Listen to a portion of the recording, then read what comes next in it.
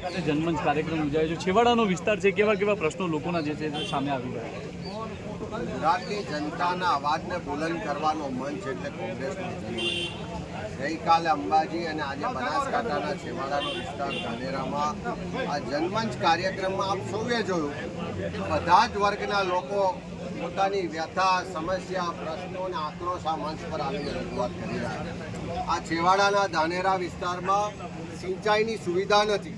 બાજુમાં દાંતીવાડા કે સીપુ ડેમ હોય તેમ છતાં એનું પાણી અહીંયા ખેડૂતોને ના મળતું હોય, પશુપાલકો પાણી વગર તકલીફમાં હોય, ખેતી બરબાદ થઈ રહી હોય, તેમ છતાં સરકાર એની વાત સાંભળતી નથી. સાથે સાથે આ ધાનેરા જેવું આટલું જૂનું નગર છે તેમ છતાં આજ સુધી એમાં એસટી ડેપોની સુવિધા નથી. એમાં વગર વિચાર્યાનો વિકાસ થાય છે. ગામની વચ્ચેથી પુલ બનાવવામાં આવે, એનાથી ગામના બે ભાગ પડે ને ધંધા વેપાર ચોપટ થઈ જાય એવી સ્થિતિનું નિર્માણ થયું છે. અહીંયાની હોસ્પિટલમાં નથી પૂરતી સુવિધા, નથી પૂરતો સ્ટાફ, એના કારણે લોકો હેરાન પરેશાન થઈ રહ્યા છે. ખેડૂતોએ ફરિયાદ કરી કે નકલી બિયારણ મળે છે, બિયારણ પર MRP લખવામાં આવતી નથી ને મોટી છેતરપિંડી કરવામાં આવે છે. એની સાથે સાથે અહીંયાની જે સાર્વજનિક લાઇબ્રેરી છે એ બંધ છે. અહીં બાજુમાં જ રાજસ્થાનની બોર્ડર છે, જેટલું પાણી નથી મળતું એના કરતાં દારૂ વધારે મળે છે. એના કારણે યુવા પેઢી બરબાદ થઈ રહી છે. હજુ પણ બીપરજોય વાવાઝોડા આવે આટલો બધો સમય થયો, જે મોટા ખેડૂતો છે એને કોઈ પણ જાતનું જમીન ધોવાણનું વળતર નથી મળ્યું.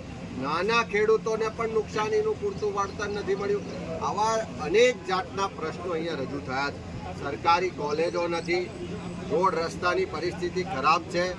અહીંયા જે હાઈવેની જાહેરાત કરવામાં આવી હતી, આજે 3 વર્ષ જેટલો સમય થવા આવ્યો, એનું કોઈ કામ કરવામાં નથી આવ્યું. ધાનેરા ડીસા રોડનું એવા અનેક પ્રશ્નોની રજૂઆત અહીંયા થઈ છે. ત્યારે અમે લોકોને સાંભળ્યા છે, એમની રજૂઆતો પણ લેખિતમાં લીધી છે, એમને આશ્વસ્ત પણ કર્યા છે કે આવનારા દિવસોમાં તમામ પ્રશ્નોને લઈ અને આ જનસભાથી વિધાનસભા સુધી એની રજૂઆત પણ કરવામાં આવશે અને જરૂર પડે ત્યારે પ્રશ્નોને લઈ જનતાને સાથે રાખીને રસ્તા પર ઉતરીને આંદોલન પણ કરવામાં આવશે.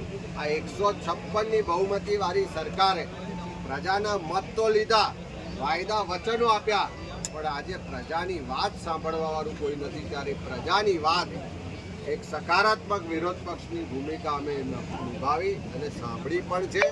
આવનારા સમયમાં એની લેખિત અને વિધાનસભામાં રજૂઆત પણ થશે અને લોકોને ન્યાય માટેની લડત પણ લડવામાં આવશે. સાહેબ, સિંચાઈના જે પ્રશ્નો છે વર્ષો જૂના પ્રશ્નો છે, કોંગ્રેસના ધારાસભ્યો પણ અહીંયા રહી ચૂક્યા છે, છતાં પણ આ પ્રશ્નોનો હલ આવ્યો નથી.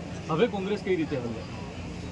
ચોક્કસ છેલ્લા 3 દાયકાથી રાજ્યમાં ભારતીય જનતા પાર્ટીની સરકાર છે અને છેલ્લા 10 વર્ષથી તો ડબલ એન્જિન સરકાર છે. સિંચાઈના પ્રશ્નો હલ કરવા માટે જેમ કે દાંતીવાડા સીપુ ડેમને લિંક કરવો હોય તો મોટી યોજના છે.